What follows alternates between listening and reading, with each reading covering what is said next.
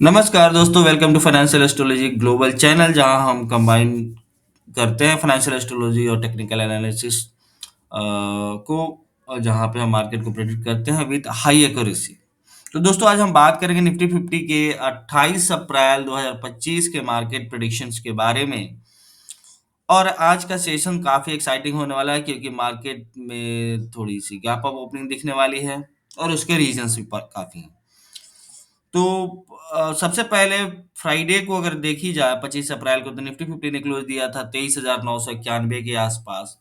और कुछ astrological reasons हैं जिसके अकॉर्डिंग आज 28 अप्रैल के दिन मार्केट का ओपनिंग हो रहा है करीब करीब 230 पॉइंट्स टू 240 पॉइंट्स ऊपर, मतलब गैप अप ओपन हो रहा है।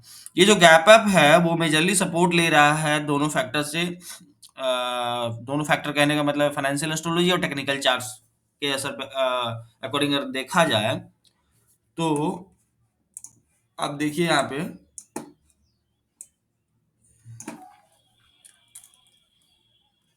ये की लेवल्स डालने के बाद अभी मार्केट ओपनिंग बताई जा रही है करीब करीब यहाँ पे, मतलब यहाँ पे आसपास कहीं मार्केट ओपन होगा, R1 के जस्ट नीचे ओपन होगा। ठीक है, तो एस्ट्रोलॉजिकल रीजंस है जो बुलिश इम्पैक्ट बना रहा है। और टेक्निकल चार्ट के बेसिस पे भी देखा जाए तो रिवर्सल एक्सपेक्टेड था, इसलिए हमारा गैप ऑफ ओपनिंग प्रेडिक्शन थोड़ा सा एक्यूरेसी दिखा रहा है आज। ठीक है, तो अब बात करते हैं आज के दिन प्लानिटरी इम्पैक्ट की। तो प्लानिटरी इम्पैक्ट तो है, जहां पे अगर देखी जाए तो मून अभी मरकरी के साथ कंजंक्शन बना रहा है, जो कि बुलिश शॉर्ट टर्म के लिए एनर्जी दे रहा है। वेनस भी टॉरस में जा रहा है, ट्रांजिट कर रहा है, और वेनस का टॉरस में होना हमेशा मार्केट को स्टेबिलिटी और रैली देने में मदद करता है। सन एंड मार्स दोनों स्ट्रॉन्ग डिग्निटी में है, जो कि स्ट्रॉन्ग मूव्स के फेवर में है, specially financial and banking sectors के बारे में अगर बात की जाए तो इस प्लानिटरी सेटअप के बेसिस पर आज का trend overall positive side to sideways expect कर सकते हैं। साइडवेज तो कभी मतलब कुछ होता नहीं है, मान लीजिए यहाँ से कुछ खुलता है तो क्लोजिंग पीडीएस के ऊपर ही होना चाहिए। ठीक है, बात करते हैं, देखते हैं, समझते हैं। निफ्टी का इमीडिएट रेजिस्टेंस जो है 24,300 से लेकर के 24,365 के आसपास में है, 65 के आसपास में है। मतलब ये R1 से लेकर पीडीएस के आसपास में मेजर रेजिस्टेंस, अगर वो टूटता है तो फिर ऊपर की रैली आपको देखने को मिलेगी। लेकिन प्रोबेबिलिटी है कि वो नहीं टूटे, मार्केट वहां से गिर के नीचे आ जाए। हमारा लाइन ऑफ कंट्रोल का जो जोन दिख रहा है आपको, वो 24,070 से लेकर के 24,120 तक है, जो प्री मार्केट में ऑलरेडी अगर देखा जाए तो गैप अप के बाद क्रॉस हो जाएगा, है ना। ये जो एलओसी के ऊपर ही मार्केट खुलेगा तो क्रॉस हो जाएगा। तो इमीडिएट सपोर्ट अगर नीचे होगा तो 23,990 के आसपास स्ट्रॉन्ग सपोर्ट बनेगा, या फिर 23,850 से लेकर के 90 के बीच में रह जाएगा मार्केट। मतलब ये पीडीएल से लेकर के इसके बीच में सपोर्ट रहेगा, मतलब ये पीडीएल जो है सपोर्ट हो जा रहा है आज के लिए, और पीडीएच को देखा जाए तो रेजिस्टेंस बन रहा है आज के लिए। ठीक है, अब इंट्राडे मूवमेंट की बात की जाए पूरे दिन की, तो आज के दिन को हम 4 फेज में बाँटते हैं। पहला फेज है हमारा 9:15 टू 10 11:30। पहला फेज जो हम बाँट रहे हैं वो ये है। ठीक है? तो गैप अप के बाद कंसोलिडेशन या मेजर प्रॉफिट बुकिंग पॉसिबल होगी। जैसे मार्केट खुलता है वहां से मार्केट गिरने की कोशिश करेगा।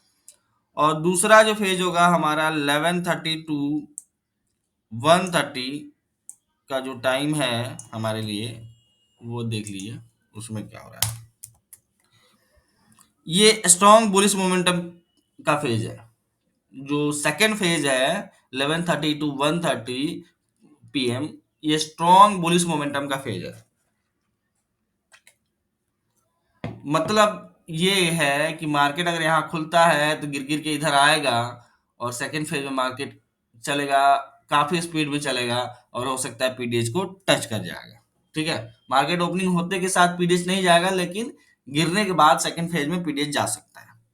ठीक है, तीसरा जो हमारा फेज है उसका टाइमिंग है 1:30 से लेकर के 2:45 पीएम।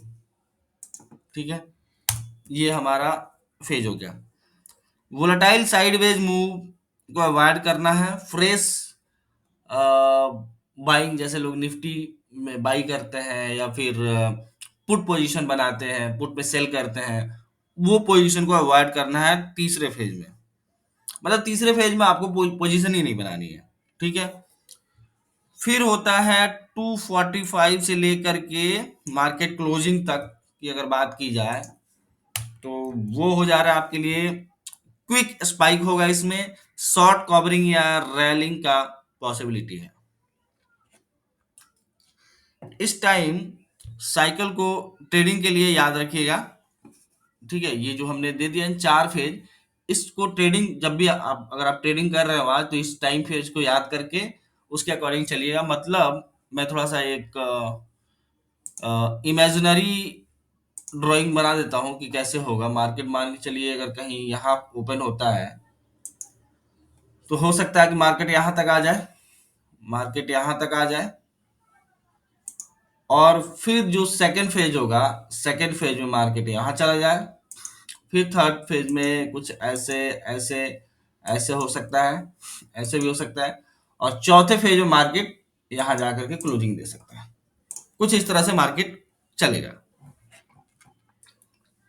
जैसे कि हमने बात कर लिया। ठीक है, अभी हम देखते हैं कुछ ट्रेडिंग स्ट्रेटजी की अगर हम बात करें तो आज की ट्रेडिंग स्ट्रेटजी कैसी होनी चाहिए। जैसे गैप अप के बाद इमीडिएट बाइंग नहीं होना चाहिए, मतलब कि गैप अप के बाद जो है इमीडिएट मार्केट वहां से फॉल होने वाला है। तो मान लीजिए गैप अप यहाँ होता है तो आप ये पकड़ लीजिए, यहाँ पे कॉल कॉल सेल कीजिए और पीडीएस को स्टॉप लॉस डाल करके आप एक पोजीशन बना सकते हैं। ठीक है, और ये लाइन ऑफ कंट्रोल रहेगा। यहाँ पे भी आके थोड़ा सा मार्केट रुक सकता है, कोई जरूरी नहीं कि मार्केट यहीं पे आए। पहला टाइम फेज में हो सकता है यहीं से रिवर्सल ले ले, क्योंकि ये सपोर्ट जोन का काम करेगा। एलओसी जो है अगर टूटता है तो यहाँ तक आप टारगेट ले सकते हैं। ठीक है, लेकिन टारगेट यहाँ तक का लेना है, यहाँ तक का लेना है, आपको रखना यहाँ तक का है। ट्रायल करते जाना है ना, स्टॉप लॉस को ट्रेल करते जाना है, ट्रेल करते जाना है। अगर जा रहा है तो मार्केट पीडीएल तक भी जा सकता है। ऐसा नहीं कि वहां जाने की प्रोबेबिलिटी नहीं है, इस पीडीएल तक भी जाने की प्रोबेबिलिटी है। तो ट्रेल करते चलिए, अगर मिलता है तो ठीक है, नहीं मिलता है तो ये वाला पोजीशन ये तो मिलेगा ही मिलेगा आपको। करीब करीब 100 पॉइंट का तो जर्नी मिल ही जाएगा मार्केट खुलते के साथ। ठीक है, और दूसरा पोजीशन आप देखें जहां से भी सपोर्ट बनता है, मार्केट रिवर्सल लेता है, एक बाइंग पोजीशन बना बना सकते हैं। ये सेकंड टाइम फेज में एक पोजीशन बना लीजिए और उसको होल्ड कर लीजिए।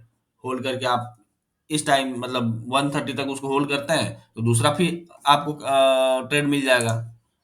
वो कैसे मिलेगा, मान लीजिए कि आपने ये बना लिया, ये कुछ ऐसा ट्रेड हो सकता है।